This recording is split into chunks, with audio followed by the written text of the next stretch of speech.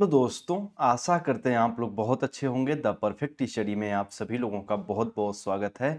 महाराजा सुहेलदेव राज्य विश्वविद्यालय BEd 4th semester के सिलेबस को हम लोग डिस्कस करने जा रहे हैं कि 4th सेमेस्टर में आपको कितने सब्जेक्ट्स पढ़ने हैं, कौन-कौन से सब्जेक्ट्स आपकी कॉमन है, ऑप्शनल में आपको क्या चूज़ करना चाहिए, किससे नंबर बेहतर आएँगे। कंप्लीट इन्फॉर्मेशन हम इस वीडियो के माध्यम से आपको देने जा रहे हैं, तो पूरी इन्फॉर्मेशन को बहुत ध्यान से समझिएगा। सबसे पहले हम ये बता दें कि सिलेबस में कितने पेपर आपके कॉमन रहेंगे। तो जैसे आप अभी देख रहे हैं यहाँ पे 401 कोड से लेके 403 कोड तक आपके जो पेपर है वो सबके लिए कॉमन रहेंगे। एग्जाम्पल के तौर पे challenges and issue of education in India, यानी भारत में शिक्षा के मुद्दे व चुनौतियाँ, ये सभी बच्चों को लेना है। उसके बाद आपका है कंटेम्पररी इंडिया एंड एजुकेशन, यानी समकालीन भारत और शिक्षा। उसके बाद एक पेपर और आपका यहाँ पे जेंडर, स्कूल एंड सोसाइटी, लिंग, विद्यालय और समाज।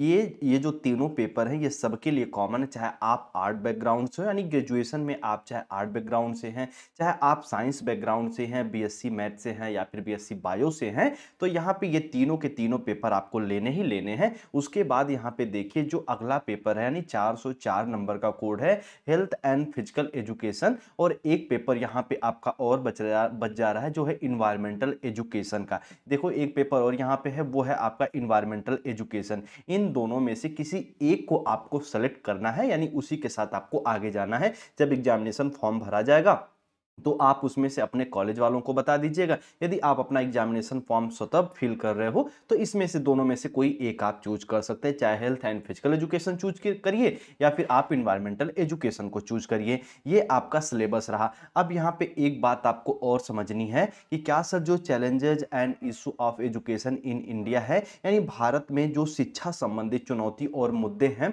और जो यहाँ पे समकालीन भारत और शिक्षा, दोनों का सिलेबस सर कॉमन है? बिल्कुल कॉमन नहीं बाबू। देखो ध्यान से मेरी बात को समझिएगा। यहाँ पे हम लोग चैलेंजेस एंड इशू में पढ़ेंगे कि प्री प्राइमरी में कौन कौन से मुद्दे हैं, कौन कौन सी चुनौतियां हैं, कौन कौन से चैलेंजेज हैं, और उसके बाद आपके हायर एजुकेशन में, प्राइमरी में, जूनियर में, और टीचर का रोल क्या होना चाहिए एजुकेशन सिस्टम में, एक टीचर कैसे इफेक्ट करता है एजुकेशन सिस्टम को, ये आपको पेपर 1 में पढ़ना पड़ेगा। अब यहाँ पे बात करेंगे सर पेपर 2 जो कंटेम्प्रेरी इंडिया एंड एजुकेशन है, इसमें आपको पढ़ना है कि जो वैदिक युग में है वो भारतीय शिक्षा व्यवस्था कैसी थी। उसके बाद उपनिषद युग में कैसी भारतीय शिक्षा व्यवस्था थी। उसके बाद आप पढ़ोगे बौद्ध युग में, यानी जो बौद्ध कालीन शिक्षा व्यवस्था कैसी थी। मेडुअल में आपको पढ़ना पड़ेगा जो मुस्लिम पीरियड हम लोग मान के चलते हैं, उसमें एजुकेशन सिस्टम कैसा था। उसके बाद आधुनिक अभी स्वतंत्रता के बाद कैसा सिस्टम है उसको हम लोग समझेंगे, और इसी में आपको एनईपी 2020 भी पढ़ना है और 1986 वाली भी आपको पढ़नी है।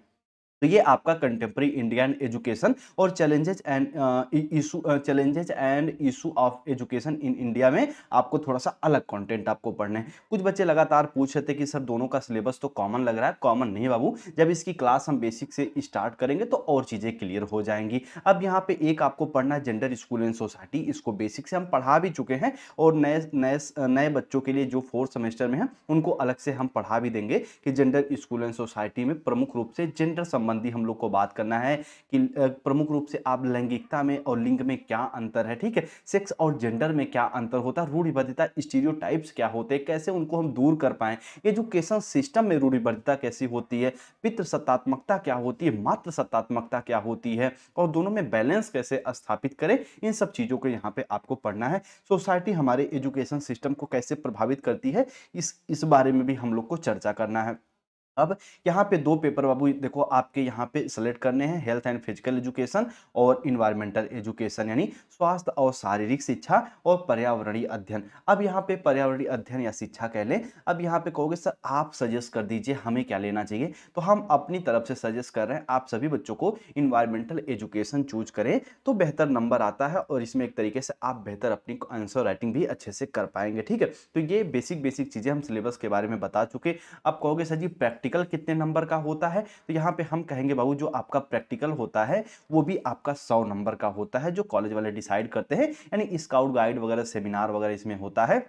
एक आपको फ़ाइल तैयार करनी पड़ती है। कुछ बच्चे कहेंगे सर अगर स्काउट गाइड ना करें तो या हम कहीं अन्य प्रिपरेशन कर रहे हैं, सिर्फ़ ऑनलाइन क्लास देख लेते हैं आपके चैनल के थ्रू, तो बाबू आपको कोई परेशान होने की आवश्यकता नहीं है। कॉलेज वाले वैसे भी कुछ यहाँ पे एक तरीके से फ़ीस वगैरह पे करवाते हैं, तो फ़ीस दे के भी आप स्काउट गाइड में ना सम्मिलित हो तब भी आपको नंबर मिल जाता है। तो 100 नंबर का प्रैक्टिकल है, उसके बाद यहाँ पे आपके टोटल 4 पेपर होंगे जिसे हम कहते हैं एक्सटर्नल एग्ज़ाम होंगे, बाह्य परीक्षा होंगी और इंटरनली हम 100 नंबर मान के चलते हैं, ठीक है? तो ये उम्मीद करते हैं आप पूरे सिलेबस को अच्छे से समझ गए होंगे।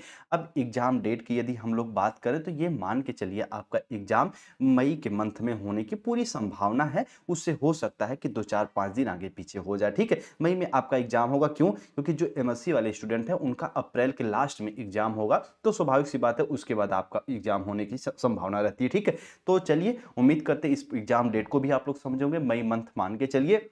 और जो है कि सिलेबस हम आपको बता चुके हैं, क्लास हम जल्दी प्रारंभ करेंगे। थोड़ा-सा तबीयत हद से ज़्यादा डाउन हो गई है और इसलिए क्लास वगैरह नहीं दे पा रहे हैं, अपडेट नहीं दे पा रहे हैं, उसके लिए माफ़ी भी चाहेंगे। थोड़ा स्टमक प्रॉब्लम हो गई है और ठीक है, बाकी जो भी हो सकता है हम आपको क्लास प्रोवाइड करते रहेंगे और जो इन्फॉर्मेशन होगी वो हम देंगे और ठीक है, अगर आपके मन में कोई डाउट, कोई कन्फ्यूज़न हो तब भी पूछ लीजिएगा। अच्छा हाँ, 4th सेमेस्टर के कंप्लीट नोट्स के लिए 9005587371 पे संपर्क करके आप अपने चारों पेपर के नोट्स ले लीजिएगा। ऑप्शनल में जो सब्जेक्ट्स हैं वो भी हम आपको प्रोवाइड करा देंगे और जो बच्चे फीस वगैरह पे कर दिए हैं, वो भी एक बार अगेन मैसेज कर लीजिएगा, नोट्स रेडी हैं। आप इस नंबर पे कॉन्टैक्ट करके नोट्स ले लीजिएगा, ठीक है? व्हाट्सएप पे और ठीक है, बाकी जो भी इन्फॉर्मेशन होगी हम चैनल के थ्रू देते रहेंगे। व्हाट्सएप पे भी कुछ पूछना हो पूछ लीजिएगा, टेलीग्राम जॉइन कर लीजिएगा और मिलते हैं हम अपनी क्लास में। तब तक के लिए आप लोग अपना ख़्याल रखिए और थोड़ा पेशेंस बना के रखा करिए और ठीक है, बाकी आप अपना ख़्याल रखिए। आप सभी को जय हिंद, जय भारत।